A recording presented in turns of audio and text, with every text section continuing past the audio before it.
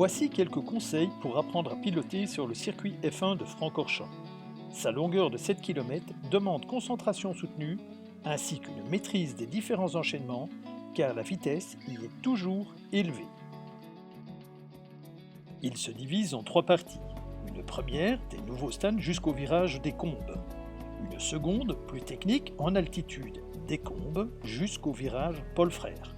Et enfin, une troisième, très rapide, légèrement montante, de Blanchimont jusqu'à la chicane Nantes qui vous ramènera devant les stands. Mémorisez l'emplacement du vibreur. Ils vous aideront à construire votre trajectoire idéale.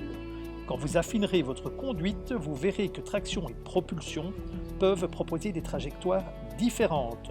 Gardez en mémoire qu'il ne faut pas prendre les cordes trop tôt dans les virages serrés et qu'il faut optimiser la vitesse en sortie de courbe.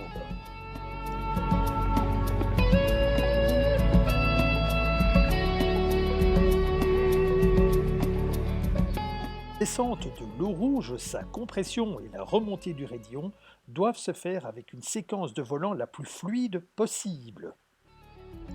Attention, la sortie au sommet du raidillon à gauche est aveugle. Testez des passages successifs pour comprendre le point de sortie. Nombre de pilotes sont surpris par la vitesse et essayent de corriger désespérément la trajectoire en sortie, en vain.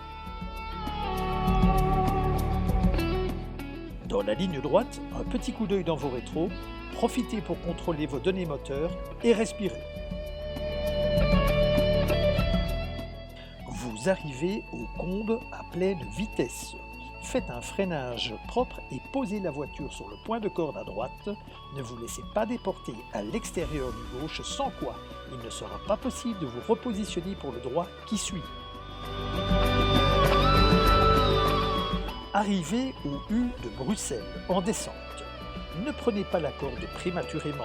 Cherchez la motricité. Le transfert de masse sur le train avant peut provoquer un sous-virage. Laissez dériver la voiture en sortie à gauche et recroisez la piste à droite pour entamer le petit gauche suivant.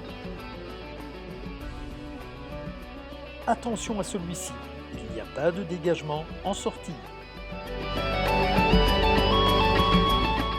Segment de ligne droite en descente et en accélération pour arriver au léger freinage au double gauche de Pouhon.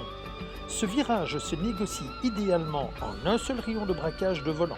La sortie peut être élargie, le dégagement est prévu. Vous arrivez au pif-paf des Fagnes, virage en S, changement de concavité droite puis gauche. Vous devez penser en termes de sortie du gauche et remonter en arrière pour construire l'entrée. Le principe de réflexion est de ne pas avoir sa voiture en perdition en sortie de la deuxième partie. Vous pouvez donner un léger coup de frein au changement de concavité pour augmenter l'adhérence sur le train avant.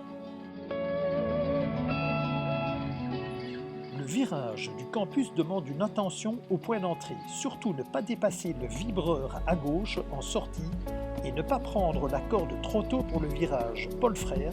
Cherchez la ligne la plus droite possible pour une belle accélération en sortie. Vous entamez la troisième partie du circuit qui commence par Blanchimont 1, très rapide et pratiquement en ligne droite. Vous serez vite amené à Blanchimont 2. Attention à ce virage aveugle. Nombre de pilotes y ont laissé des châssis.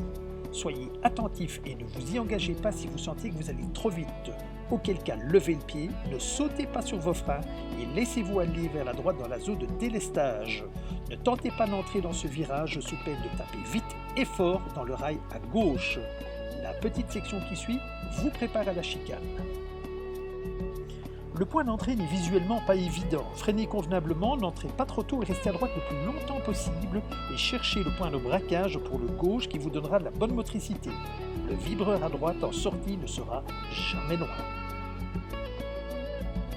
Commencez par tourner de manière modérée et augmentez graduellement votre vitesse. Ne vous surestimez pas, restez humble et apprenez progressivement. N'hésitez pas à prendre contact avec nous pour des stages ou des cours particuliers. Allez, bon amusement!